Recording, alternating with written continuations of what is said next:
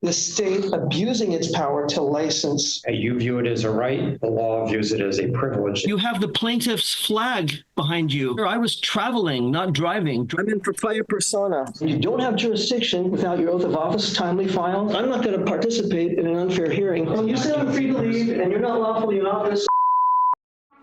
This is Leonard Blatt, Sovereign Rat.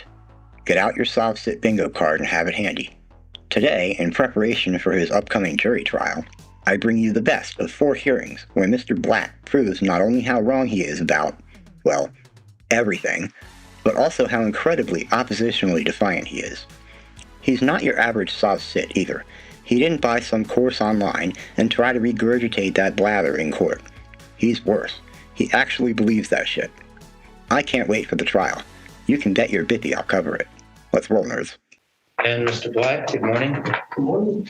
And your criminal charge is dismissed on Friday, is that right? Thursday? I don't know. Okay, well, thank you. How come I wasn't notified? Well, that's not what you're here for today. You're here for the traffic infraction. That's what it's for. I don't know.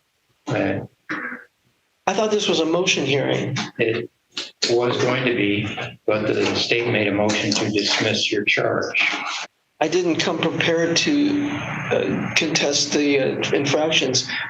Well, that'll be easy because you can tell me whether you have insurance or not. But hold on a second. Sure. Let me just explain.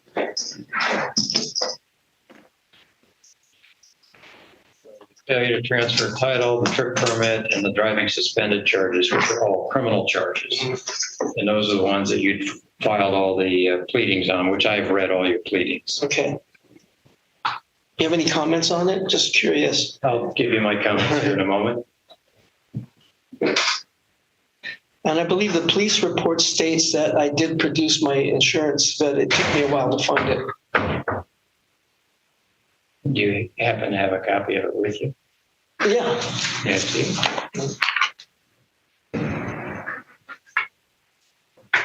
Should I approach? Yeah, please. To the middle of the big paragraph.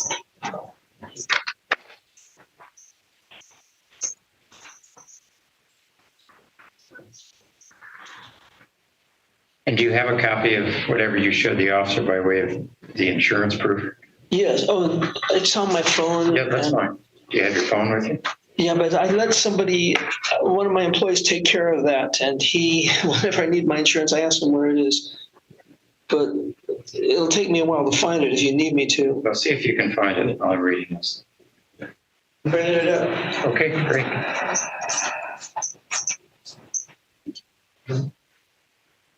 Okay, so this is showing insurance for somebody, not you, for a car. I don't think it's the car it's identified here. Okay, it could be the vehicle. Who's Thomas Harris? He's the employee that takes care of that stuff.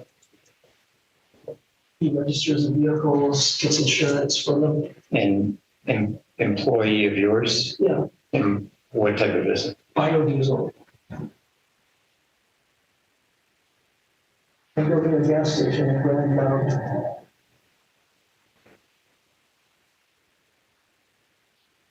All right, and then the other thing to note here is that the insurance is purchased the day after the stop. No. Yeah, look at 411. Stop was on 410. Well, I can call. I'm sure it wasn't because when I called him, he produced this instantly. So I can call him and Right. get it. And you saw that, right? You saw that it said effective 411. Let me take another look. Yeah. Thomas, you're on speakerphone. I'm in court right now. The criminal charges were dismissed, but the no insurance charge. Remember when I called you when the police stopped me and you sent me a copy of the insurance card? Well, the insurance card looks like it was purchased the day after the stop. Oh, maybe it's just been the wrong one. Tell them that tell them we have a different insurance card. We got so many vehicles here. It's crazy. There's no way to get an insurance card that quickly when I'm working like that. The only thing I could do was send you some proof of insurance that I had in my phone. Okay. Yeah. All right. So what did they say? Well, you're on speakerphone now. I'm in court. And I mean, you got to realize we're working around. how could this possibly be purchased the next day? You didn't purchase insurance the next day, did you? No. What they may have done is what they do is they renew the insurance every 6 months or so. And what happens is it automatically prints out ahead of time. And so what may have happened is they give us the card in advance, and then I get it online, and then I just put them in my phone. But I got so many cards in there that it's hard to find them. Okay, I think that explains it. Okay. Yeah. Okay, well, if you need me, I can look up and see where. Well, let me ask the judge. Your Honor.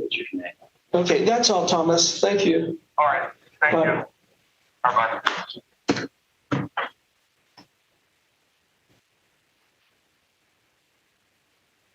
Okay, so I'll find that the card you displayed is just the automatic renewal card that comes in. And coincidentally, it renewed the day after you got stopped, so I'll go ahead and buy that. Dismiss the ticket. I'll turn that to you. And then you asked me about your criminal charges. They were dismissed without prejudice. Now, without prejudice means they can be refiled.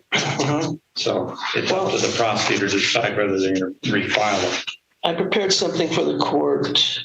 Without the prosecutor here, I can't make any decisions. I'll just share some general thoughts with you because I see you got a subsequent driving suspended ticket. The view that you set forth in your pleadings is, we see that occasionally, very similar language. I don't know, sometimes the briefs we get in this line are all read the exact same. Yours is not the exact same, but a lot of exact same. There is no case in the country that says a state cannot regulate the driving, both commercial and private, on any public thoroughfare. So, I read your arguments as to why you believe the freedom of travel means you can drive your private vehicle on public roads, which are paid for by the registration of the vehicle, by the way, in part. That you believe you can drive because you have the constitutional right to travel. That it's never been interpreted that way. So the constitutional right to travel does not apply to overcome the requirements that states have imposed to require you to register your vehicle on an annual basis. That is it. I pay my registration fees every year because I have to, in order, if I want to put my car on the road. And I know if I put my car on the road with expired tabs, I'm going to get stopped and I'll have to pay the fine and I'll have to go get my car tabbed. I just know that's the way it works. And that's how the system is set up. So there's no legal argument there. You made it in a sort of a big way, but I think it's a misinterpretation of what you believe the right to travel is. It does not give you the right to travel in any state not adhering to that state's laws. And every state has a registration law like the state of Washington. So you've asked for my general. Have you noticed that in courts, a car is referred to as a motor vehicle? Friend riding with you in the car is referred to as a passenger. You're engaged in traffic, and what the problem is when a person registers his private property automobile with the state, he's declaring it a commercial vehicle. No, that's your interpretation, and I'll just tell you that's not the interpretation shared by the courts. We don't see it that way at all.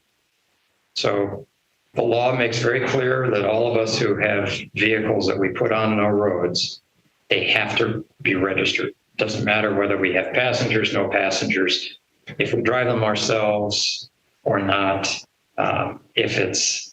if we're engaged solely in personal business or moving from point A to point B, none of that exempts us from the requirement to appropriately register our vehicles, which is used as a means of supporting the construction of the roads that we drive on. Yeah, you know what?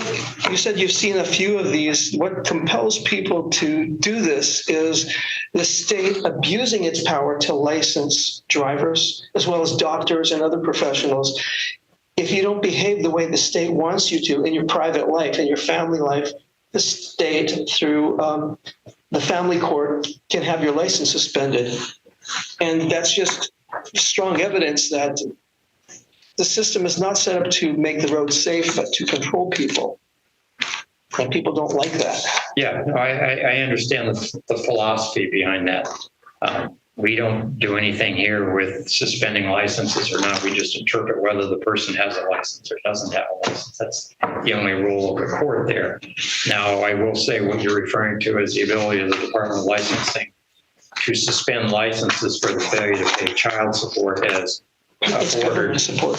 What's that? It's not child support, it's government support. Okay, well, it's called child support. And that's what it's, if you look on your driving record, you have one of those things there that says, it says failure to pay child support. I understand there's a different way of looking at it. But it is not directly related to driving. I get that, but the legislature made that. They thought, how can we leverage people to pay what a court has determined they should pay for the support of their children. And they decided that one good way to do it was to leverage the ability to drive. So that's what the legislature decided to do. They created the law. Nobody has determined that law is unconstitutional. A lot of people have, but they haven't taken it. Right. So in family court, the court rules don't apply. You know that. And due process is streamlined. So your driver's license can be suspended through a court procedure where it's a free-for-all. I've seen it. Okay. Yeah. So I like I said, I understand the philosophy you're indicating.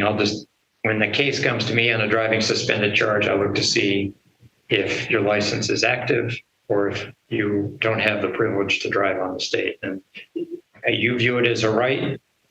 The law views it as a privilege, and the privilege is enacted if you are properly registered and insured.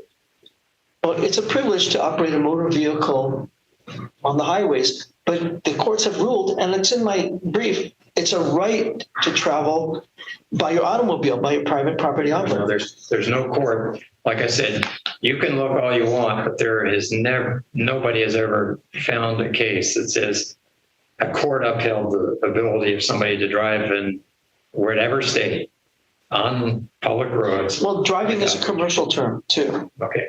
To operate a motor vehicle in any regard. That's even more a commercial term. Look at to operate your car. No, there's no case that says you can operate means your car. using a business machine on a public utility. No, that doesn't. Operate means I'm operating my computer. I'm operating. That's a colloquial. My pencil. That's a colloquial term. Well, then you're pushing your example into sort of. Look at Black's 5th edition. You'll see that operate means using a business machine for gain. No. Okay. I disagree with that, and I don't think you'll find any case that supports that. Mr. Blatt, can you come on the Zoom call? Yeah, can you hear me? I can. Okay. So this is on for pre-trial. So you don't have an attorney, is that correct? I'm not sure I need one yet. Okay. Can I have your name? It says DC. You said you don't think you need one, but which tells me that you don't have one at the moment. So I guess how do you see this case progressing and playing out? Can I have your full name and the prosecutor's full name? My name is Sam Meyer, and the prosecutor's name is Ms. Kidmacher. Is it Meyer? Yes. And the prosecutor's name again is Last name is Kidmacher. okay. And first name? It's Gabby. Okay. And can I see your oaths of office and official bonding information? Well, again, speaking only for myself, The answer to that is no. I don't have it on me. I don't carry around with me. I haven't. It's not necessary for me to post my bond. And the person who needs to, I'd like to know some information from you as to where you see this case headed. When the officer stopped me, if I were to tell him that I have a license, I have insurance, I just don't have it with me, I don't think that would cut it with him. It's important for a driver to have his license and insurance in order because operating a motor vehicle is a potentially hazardous occupation. The same is true with being a judge or a prosecutor. It's a potentially hazardous occupation because people could get hurt. They could go to jail unlawfully if something goes wrong. So a judge needs an oath of office, which is anomalous to a driver's license.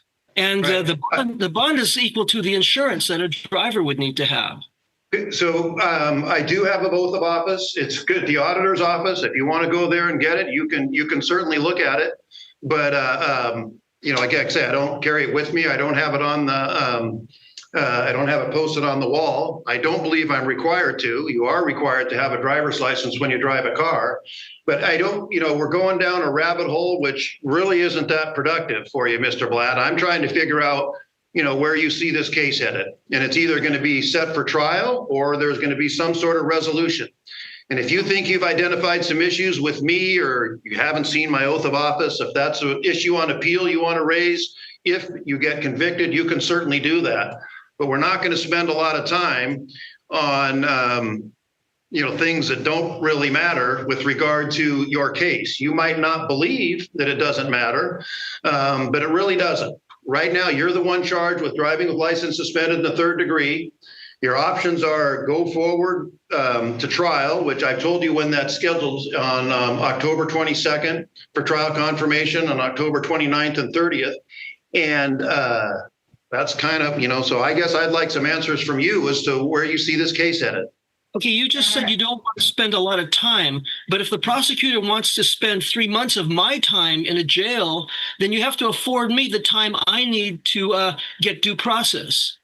Now, Yeah. At the beginning of this Zoom hearing, I heard you say that the state is charging me, but the paperwork I've been giving says the city of Tumwater is charging me. Could we clarify that? Yeah, I can clarify that. And that was the mistake on my part. You are correct. It is the city of Tumwater.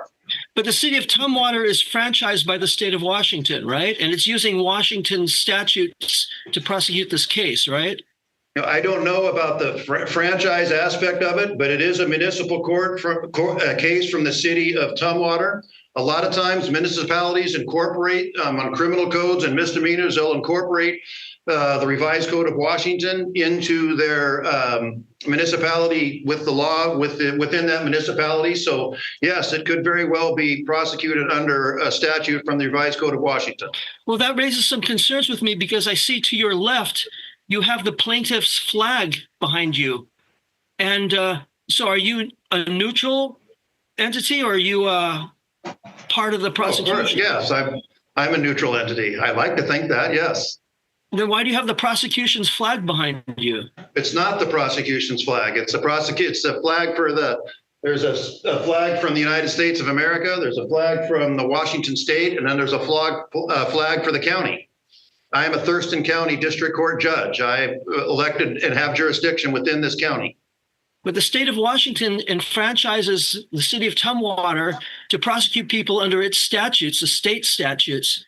So I don't agree with your terminology there in terms of what they franchise. So Tumwater is a municipality. They have some discretion as to how they can choose to enforce laws within their municipality. One of the ways they can do that, and they're not alone in this, a lot of cities do this, not everybody. Lacey, for example, has their own municipal code, but Tumwater might not. They might adopt the RCW for things like driving with license suspended in the third degree, DUI, and misdemeanor and gross misdemeanor things and things of that sort. Of course, felonies obviously would be under the revised code of Washington, and that would go to Superior Court. That this is limited jurisdiction. And we only deal with misdemeanors and gross misdemeanors. We're contracted to provide court services for certain municipalities within Thurston County, including Tumwater, Lacey, and to name a couple. And that's why you're here. That's how you're here. Are you going to be the judge throughout all the hearings in this process? I don't know. No, we have a rotating schedule and may or may not. I'm just the lucky one today. Oh, this is going to put a burden on me to check all the judges' oaths of office and so on. No, it's not. Again, don't worry about that. Like I say, our oaths of office are on file, and you can go look at any of them anytime you want. Okay, I've been given this paper by the court. It says criminal traffic. Yes. I'm very upset Yes. about being called a criminal. I'm not a criminal, and I want to clear my name. Believe me. Well, you haven't been convicted of this charge yet, but driving with license suspended in the 3rd degree is a criminal charge. It's a simple misdemeanor. It carries with it a maximum penalty of 90 days in jail and $1,000 fine. As a practical matter, that would be highly unusual for anybody to receive that sort of jail time for a charge of this sort. But driving with license suspended is a criminal offense. It just is, and that was done by the legislature. And Now, driving and traffic are commercial terms. I mean, you could check it in Black's Law Dictionary. And the police narrative says that I had a passenger in the car. Passenger is also a commercial term. That passenger, according to Black's Law Dictionary and extensive case law, says that it's a customer who pays you to transport him, which is basically trafficking. There's nothing in the police narrative that says that to support the presumption that I was engaged in any commerce or traffic. So the case should be dismissed on that basis. no, that doesn't matter. If you get behind the wheel and drive a car, you need a license. And there are certain rules and there are certain things happen that can cause that license to get suspended. If it gets suspended and you get caught behind the wheel driving and the state can prove it, then you would be found guilty. Those terms of, Black Law Dictionary, whether they call that a passenger or not, I'm not really sure, but the law that applies in this case, like I've told you before, is the Revised Code of Washington, which deals with licensing and when people can drive and when they're eligible to drive. So all those things you say about, and again, you might not believe me, but those things you talk about, whether it's a passenger, whether it's a commercial term, none of that matters. The only thing that matters is, were you driving and were you validly licensed, or was your license suspended? And that's it. That's what this case is about. Sir, I was traveling, not driving. Driving is a commercial term. Okay. At the time, now I know that anything I say can be used against me in court. I'm fully aware of that. So hang on just a second. Well, it can, but you shouldn't admit that. If by traveling you were in an automobile and conducting that by having an engine running and applying pressure to the gas and brake and turning the wheel, whether it's traveling or driving, that's kind of like, 6 of one, half dozen of the other. Sir, I need to make something very clear at the very outset. I'm not going to deny that I was traveling in my private property automobile on the date in question. I'm not going to argue. I'm not going to fight with the prosecutor about what the prosecutor wants to fight about at trial. My defense is going to be something completely different. Now, I noticed something on the website for the court. It says jury instructions or jury guide. Okay, so hang on just a minute. Before we get there, can I take that to mean then that you wish to go to trial on this? I wish to be left alone. Okay, well, that's what everybody wants. But right now, where you are is you're charged with the crime of driving with license suspended in the 3rd degree. So again, I've went back to this before. Your options are either come to some sort of resolution with the city, or you're entitled to a jury trial. And then if you win, and you started mentioning, I want to stop you when you started saying things about jury instructions. And that means if you wish to go to trial, you can do that. And we're going to have a different conversation about your ability to represent yourself, which you certainly have a right to do. But I need to create a record that you're doing that, knowingly and voluntarily with open eyes. The possibility is still in place to have an attorney appointed to represent you, but when we started this conversation, I'm not sure that I need one. Most people, when they're charged with any sort of criminal offense, and again, this is a criminal offense, they take advantage of when they're offered an attorney at little or no cost. But again, that's entirely up to you. But what I need from you is a decision point on how you want to handle this case. Either come to a resolution or go to trial. And if you go to trial, then we're going to which is fine. Trial dates are set, but we're going to have a conversation about a few things before we get to a jury instructions. So again, I need some input from you as to what you wish to do. I only participate in fair trials, and I have concerns about whether I can get a fair trial in this court. Can I? Okay. Well, the trial, if it's a jury trial, the people who are going to determine your guilt or innocence will be 6 jurors who will be impaneled from the jury rolls within the county, and it'll be up to them. There'll be 6 jurors and an alternate juror, right? So that's 7, Yeah, right? typically, yes. Well, this jury guide that you have on the website says that it's the juror's job to listen to all the evidence at trial, and the judge is to deal with legal issues, not the jury. That's true. That concerns me about whether I can get a fair trial, because the whole purpose of a trial by jury is to consider issues of law. Otherwise, why do we need a jury? Because I've already stated I did the act. I traveled in my automobile on the date in question. I'm not going to deny that. That's the first thing I would tell the jury if it goes to trial. Okay. And I'm going to bring up to the jury the issues of law. My question to the court is how would here in a second, I'm going to stop you for a second. You're very wrong about something. Okay, you are very wrong about something. The jury does not decide issues of law. The judge does. The jury decides issues of fact. The jury decides what did happen or not happen. That's what the jury decides. The jury's the fact finder. The judge decides what law the jury listens to. And that's just the way it is.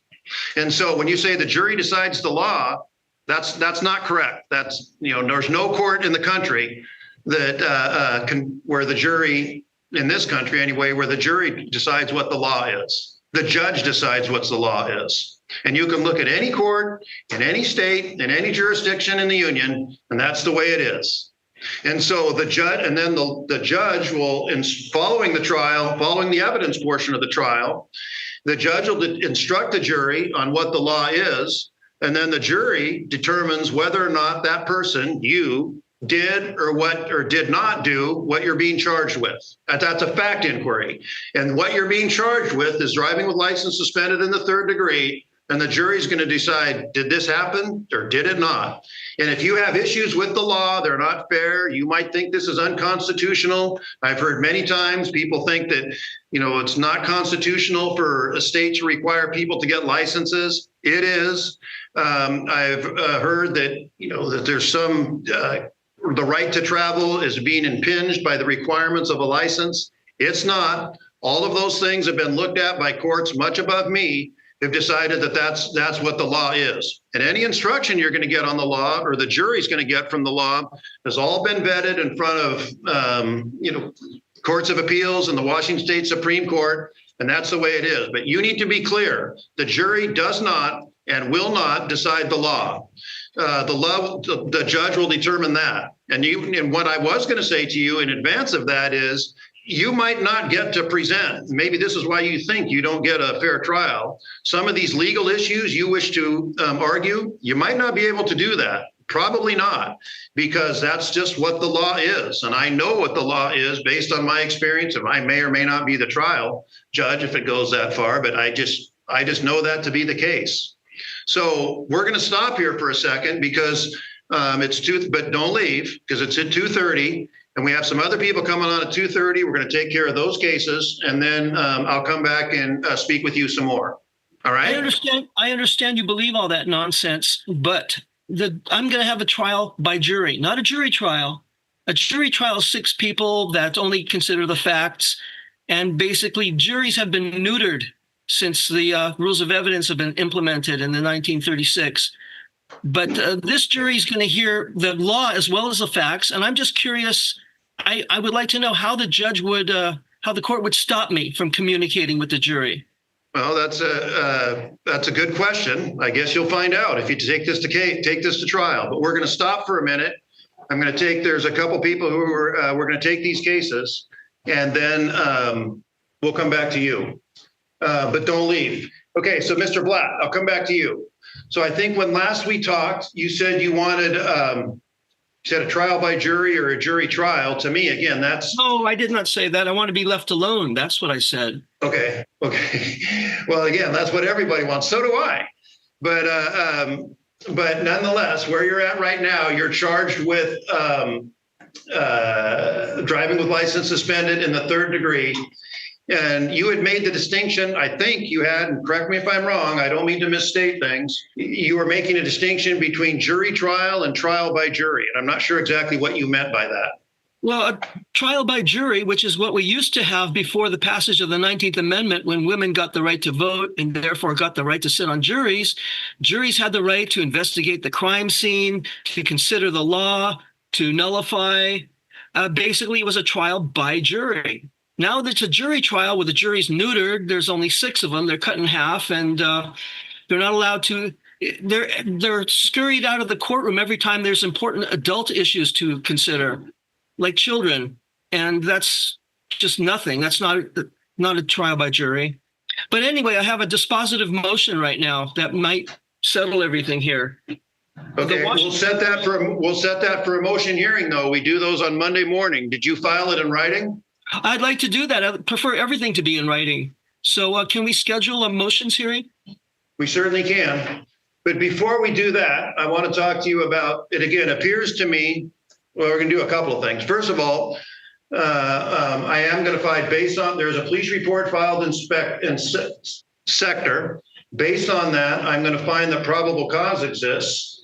And then we're going to set conditions of release, which basically are make all your court dates, don't drive without license or insurance, and don't have any other criminal law violations. Based on our conversation thus far, it appears to me that you wish to represent yourself at trial. Is that true? I don't understand that terminology. I am myself, so why would I want to represent myself?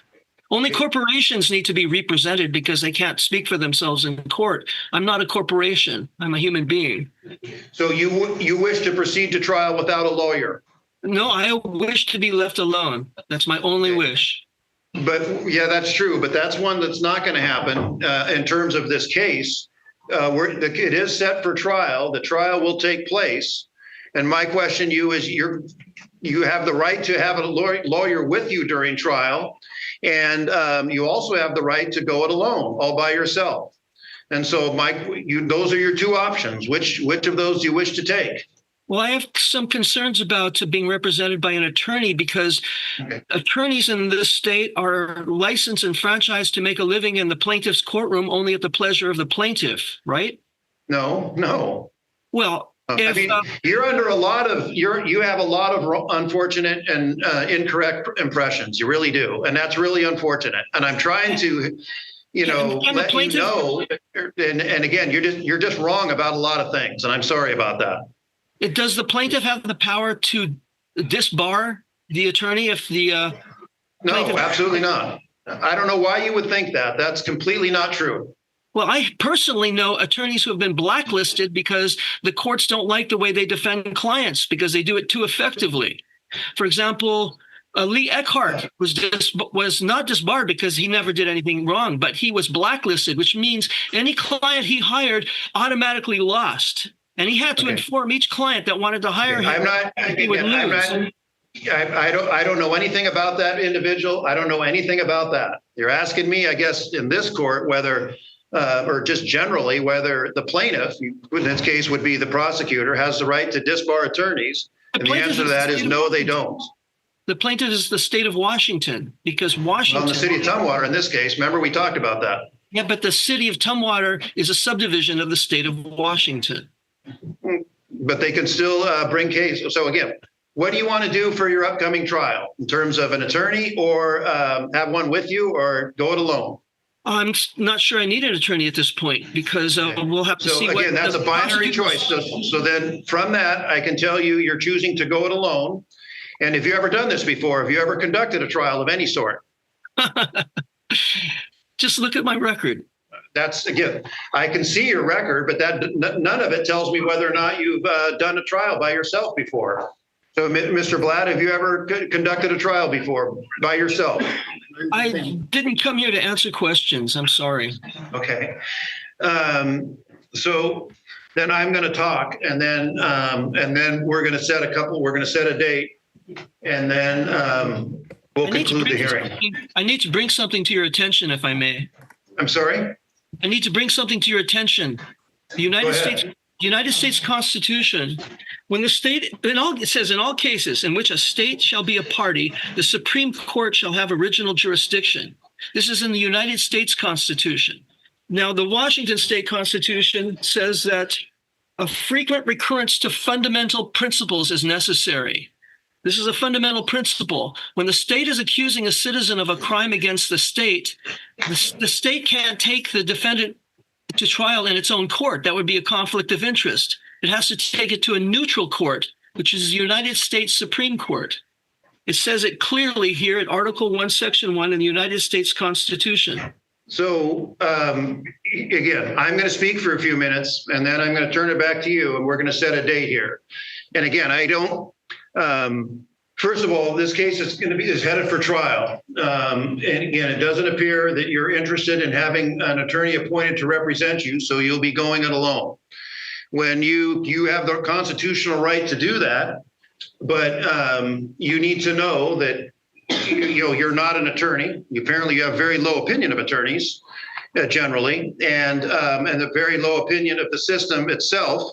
But I have no problem with the law. Hang on, let me finish. I'm not done yet. The city of Tumwater is going to be represented, and I know you don't like that term either, by an attorney. That attorney is trained in the rules of evidence, trained in the rules of procedure, been through trial many times. And again, I don't know whether you have or not. And so they are experienced in the rules of evidence, which is important. You spoke disparagingly of the rules of evidence earlier. And they have training in that, which again is important. And I'm going to assume you don't. And many of the things that you've talked about, you're incorrect on. It's unfortunately, you're just incorrect about some things. And so you're going to be at a big disadvantage when you go to trial without an attorney going it alone. Do you understand this? Isn't it the prosecutor's job to decide whether I'm wrong on issues? You're supposed to be neutral. The prosecutor hasn't even argued against me, and you're already saying that I'm wrong. No, I'm trying to, believe it or not, and you probably won't, I'm actually trying to help you, let you know that this is just the way things are going. This is the way that this will happen. I'm not siding with the prosecutor. I'm just saying that this is what, and it's not the prosecutor's job really to decide what the prosecutor and defense, they disagree all the time on what the law is or what should be. And then I'm the one who gets to decide one way or the other. But some of the things that you're saying are so outside the norm that I don't need to hear from them. And I'm trying to let you know that what you think is going to happen and what you think the way things work is simply just not correct. And, I'll go back to that fundamental, I can't speak to the way juries were back in the 19th century. I just know how they are now. And I know that the jury's job in the cases of this sort is to find facts. That's what it is. And the judge is going to instruct them on the law. That's how it is. And the judge is going to determine what's going to be admissible or what's not. And that's just the way the trial is going to go. And I'm trying to let you know that is just to give you advance warning. So when you're in the middle of a trial saying, hey, what's going on here? You just at least have an idea of what's coming. That's all I'm trying to do. And I want to make sure that if you go to trial alone, you're going in with open eyes, understanding that you're at a fairly huge disadvantage. And so, but knowing all that, that's still the avenue you want to take. You said the jury's job is to decide the facts, but there's no facts to decide because I'm acknowledging all the facts. I'm acknowledging all the facts. I'm not going to challenge them. I'm not going to fight with the prosecutor about what the prosecutor wants to fight about. My issue is the law. And I'm not saying the law is wrong. It's a question of whether the law, this particular law that I'm charged under, applies to me, whether I'm a person within the meaning of the statute. Now, the jurors are taxed to pay legislators to make up laws for their benefit, yet they're not allowed to know what the laws are. Don't you think there's something wrong with that? Well, I guess my response to that is, I think most people are aware that when you get behind the wheel of an automobile and conduct it in traffic, you need a license. And there are certain things that can happen that can get your license suspended. I think most people know that. Well, my position is I never had a license, never applied for a license, and I was not engaged in traffic. I was engaged in travel. Traffic is going to be the issue at this trial. And Well, then it'll be That up to should the be an jury it'll be jury determined whether you were in traffic or traveling. That's excellent. and That's the what I issue wanted that to you hear. said, well, I never had a license, so it couldn't be suspended. I've seen people try this before, and I've never seen it work. And so License. but here's what we're going to have. Hang on just a second. Here's what we're going to do today. So right now, trial is set for October 29th and 30th. Jury confirmation is set for October 22nd. You said you had a motion you want to bring. You can, Several. that'll be heard on, what do we do? Yeah, that'll be heard on October 20th. You need to have that filed in writing by October 6th, and the state will have the response filed by October 13th. All right, Mr. Blatt, I think that's it for today. There you are. Okay, can you hear me? I can. Can you hear me? Yes. Perfect, and I can see you, so don't change a thing. All right, I won't touch it. So there's a motion on the calendar here. You're representing yourself, correct? I am myself. I I'm in know. propria persona. I'm sorry? I'm in propria persona. Okay, I well, in am any case, myself. you don't have an attorney and you'll be running your own defense. Is that what you're Okay. telling me? Yes.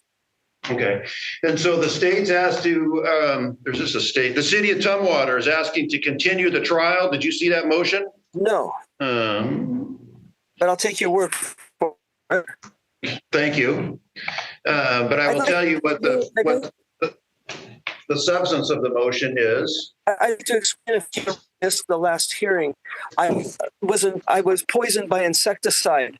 I bought anti-flea spray for my dog, and it said non-toxic on it. So I sprayed it all over the house and my bed and my clothes, and it knocked me out for 2 weeks, and I still lose my balance sometimes. It was really poison. Okay, I'm sorry to hear that, but here's where we're at on the trial. The state filed a motion. Let's see, when it's right now, trial is set for confirmation is October 22nd in 2 days.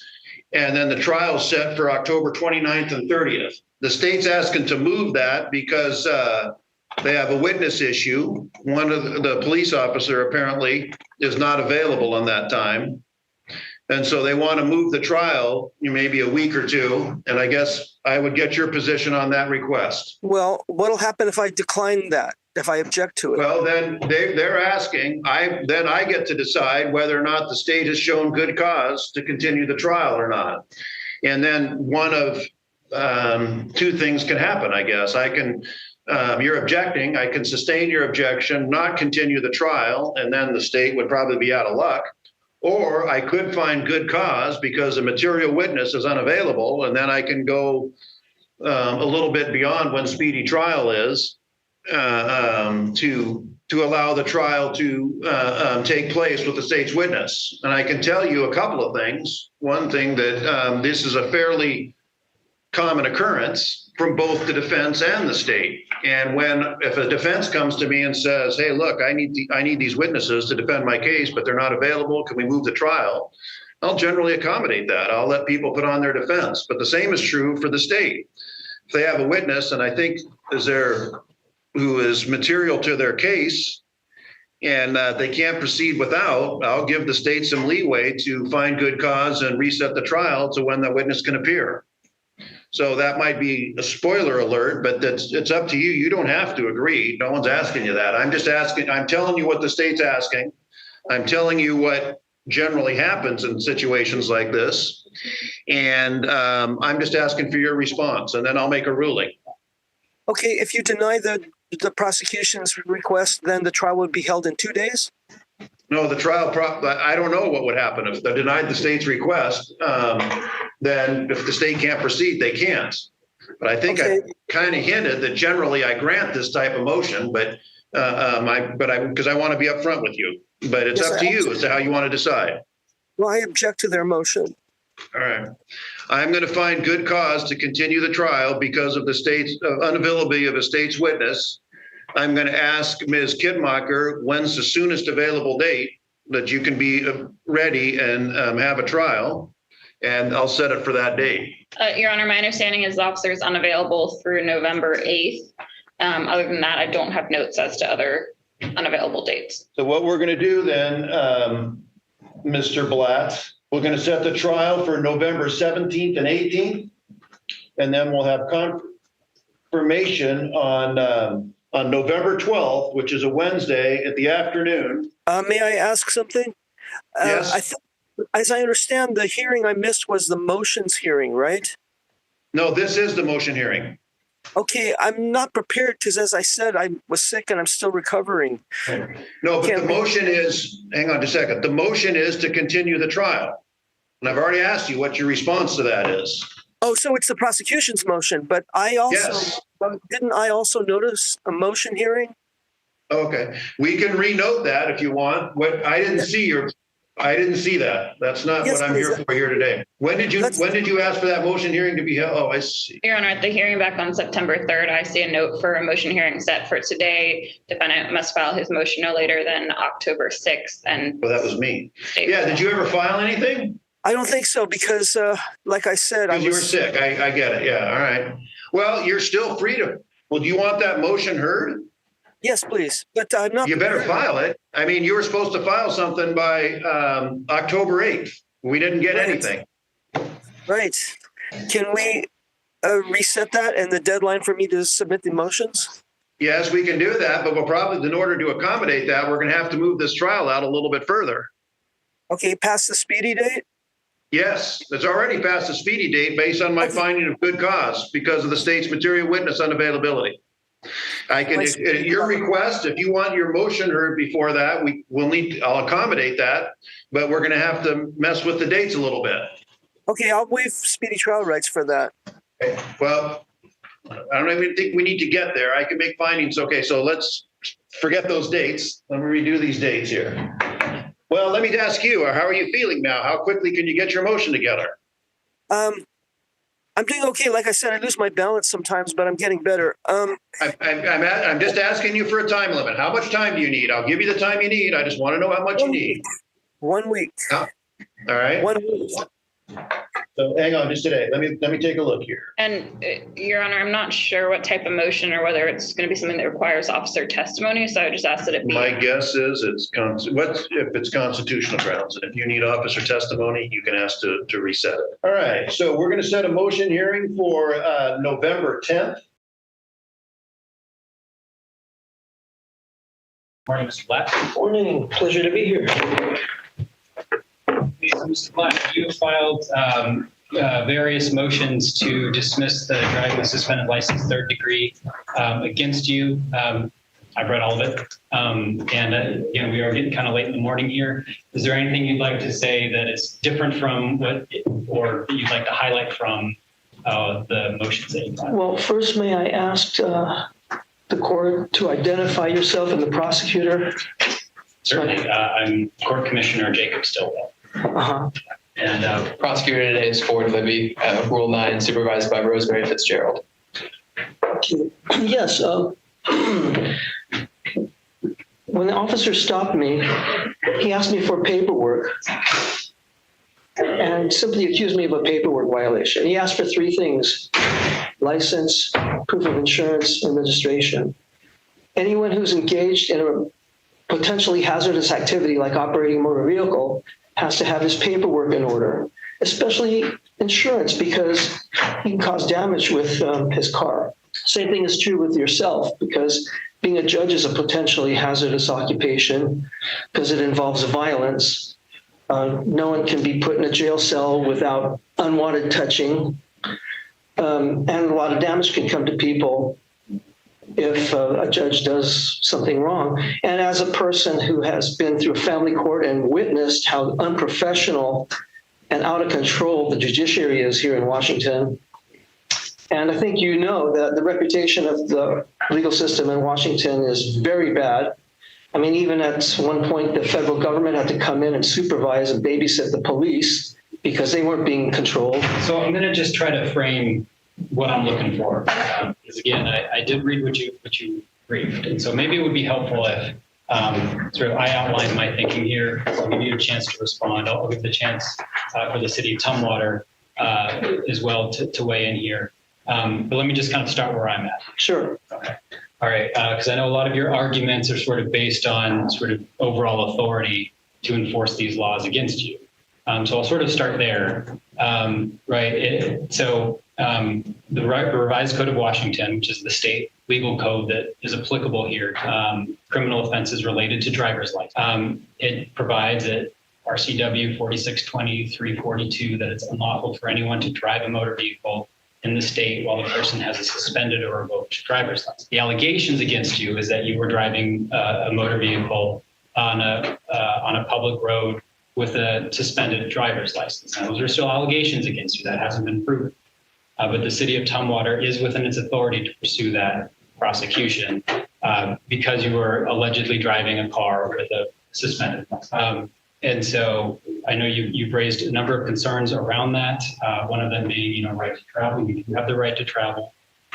You don't have a right in any particular mode of travel. So driving a car does trigger certain legal requirements. Excuse me. I've been in this court already, I think this is the 5th time, and each time I've heard the judge make the arguments that the prosecutor is supposed to make. In other words, the judge has been prosecuting. May I get back on track, because I was making a point. I was heading toward a point when you asked to interject. Sure.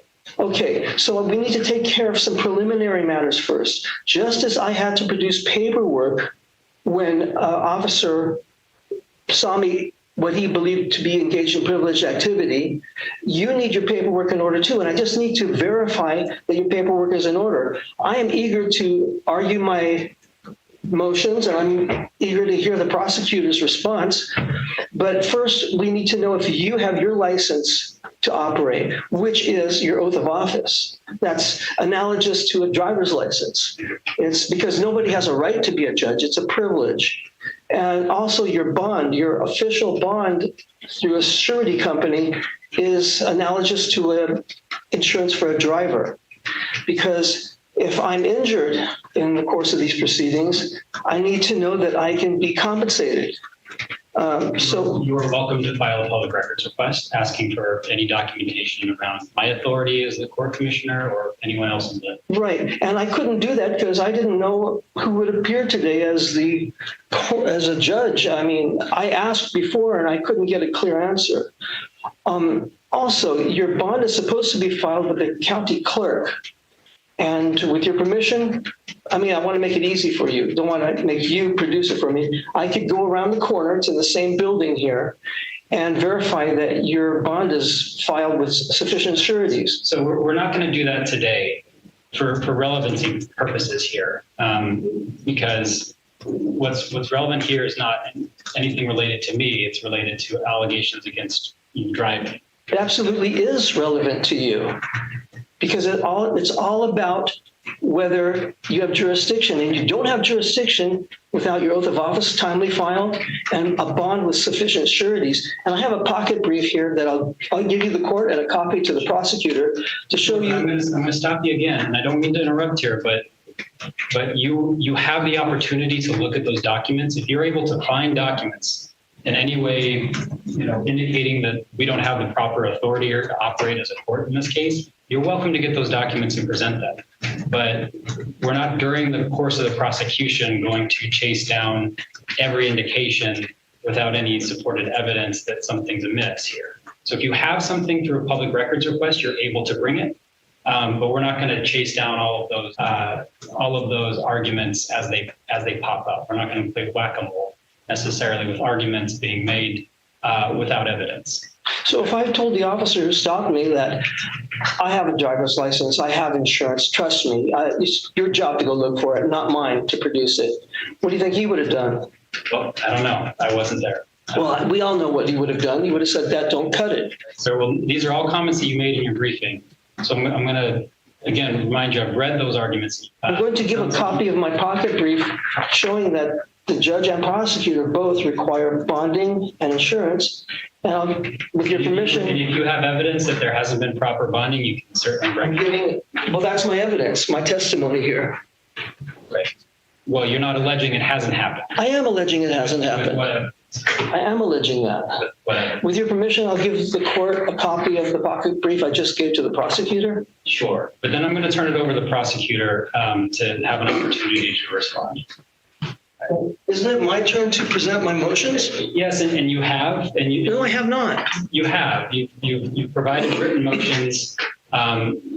You've been given some time to sort of summarize what your arguments are here. So we also want to hear from both sides. I need to make a statement for the record so the appellate court can understand. Well, it's 11:33. You got till 11:40. And I'm going to turn it over to the city attorney. Well, if the prosecutor wants you to take 3 months out of my life, you have to give me enough time because the taxpayers are going to pay for this. You see, when the officer first stopped me, it was mistakenly thought that I would pay the $66 fine or ever how much it is. And what's going to happen is the opposite.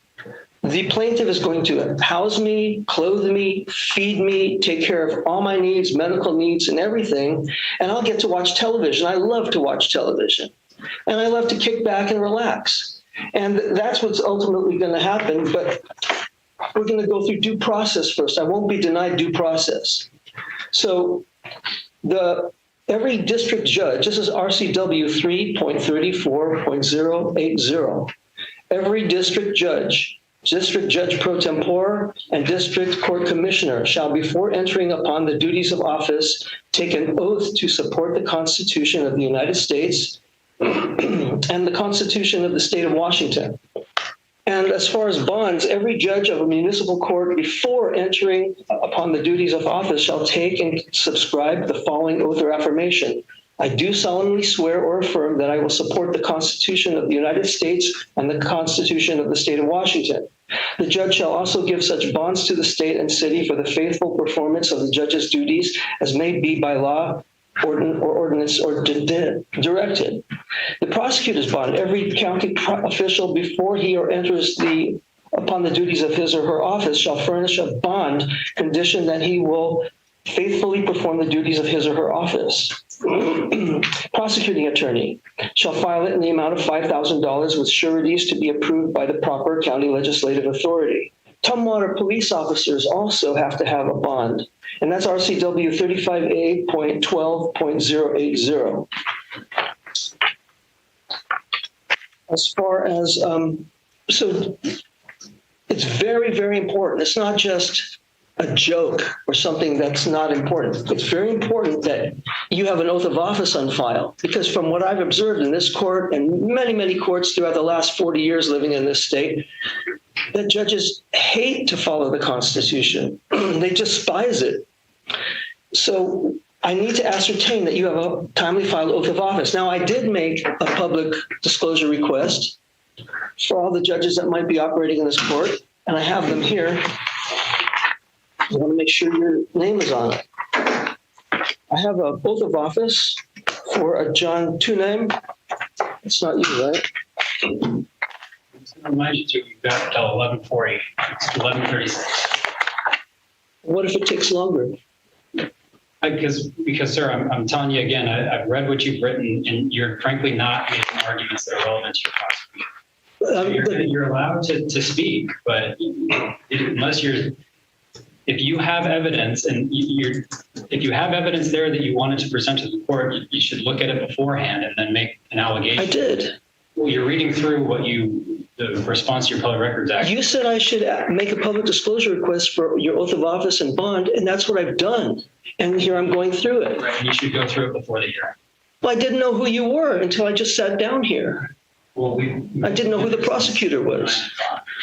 Your Honor, I don't want to belabor the point, but just to make sure that we're being as effective as possible here, this just falls outside of the scope of today's hearing. I know. No, it does not, because my brief addresses the importance of obeying the Constitution of the United States and the state of Washington. And I can tell you, I have my oath of office.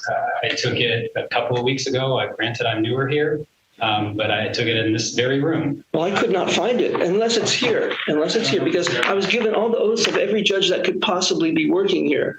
That's what I requested. I also have an oath of office for it's John Tunham again. He gave me a few of them. We are As far as bonds, 11:40, just so you know. As far as bonds, Joel L. LaPierre is supposed to have a bond. That's not you, though, right?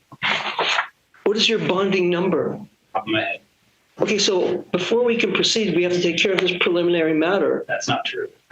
Well, You are welcome to bring evidence that I'm not a correct judicial officer for this, but again, we're not going to play whack-a-mole. well, you're supposed to prove it to me, just like I was supposed to prove it to the officer that stopped me, that my paperwork was in order before engaging in a privileged activity. I certainly believe that, but that's not the law. You don't, can you cite the law then? No, you're asking me to cite a law that doesn't exist. A judicial officer does not need to present their bonding number to every defendant. But you need to have a bonding number, and we've determined that you don't.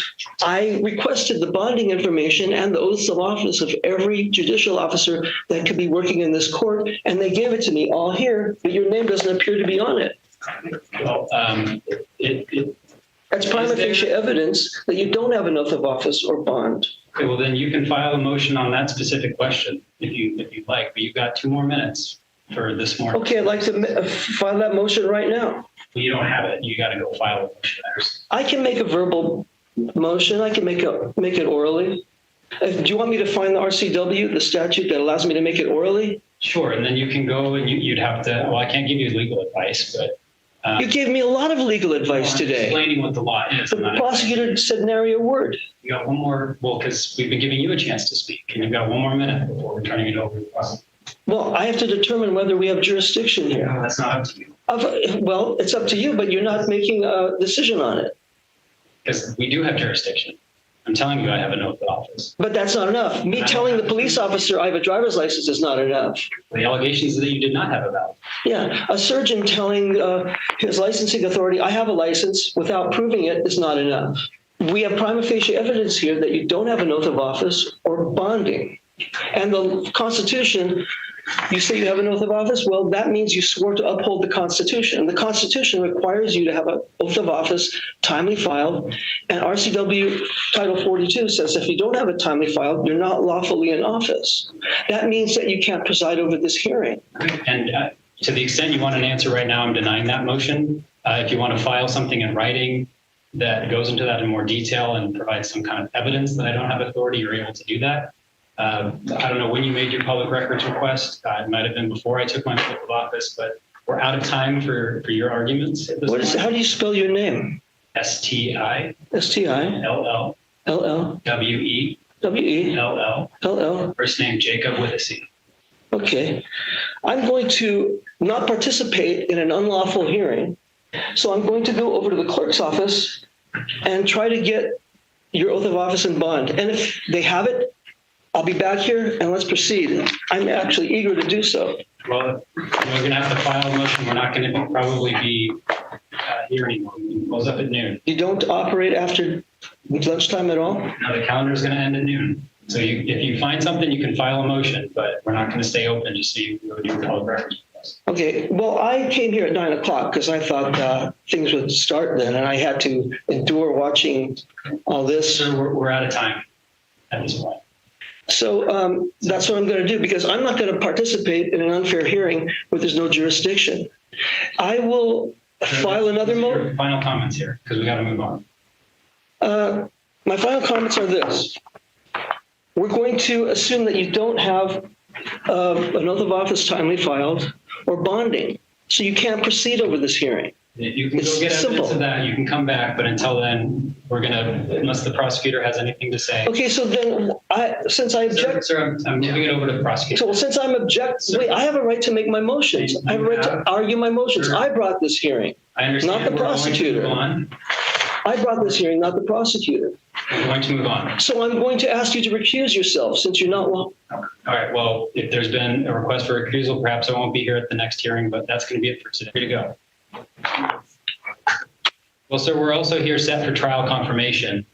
You have a jury trial set. I haven't even answered the plea yet.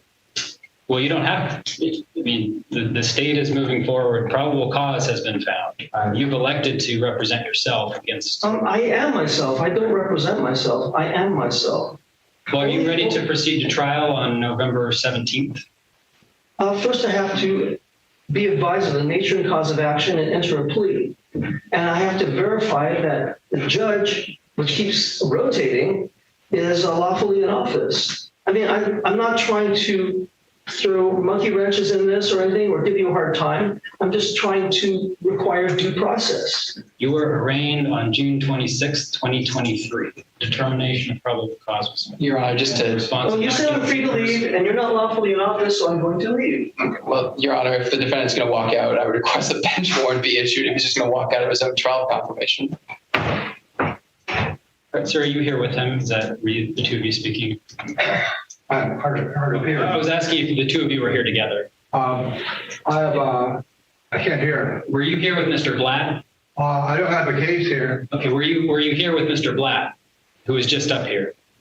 I can't really hear you. I'm getting a hearing. Why are you here? But I haven't had all the tests yet. Okay. Why are you here in court today? Oh, I'm just here to observe. With Mr. Blatt? Very interesting. Okay. I watched the body language. Okay. I watched the behavior channel on YouTube, and I'm watching this video to watch the body language. All right. Thank you, sir. Interesting. Okay. Thank you, sir. Can I go now? Free to go. Yes. All right. So the request is a bench warrant for, I don't know if I can issue a bench warrant for failure to appear. If he doesn't show up for the jury trial, Okay.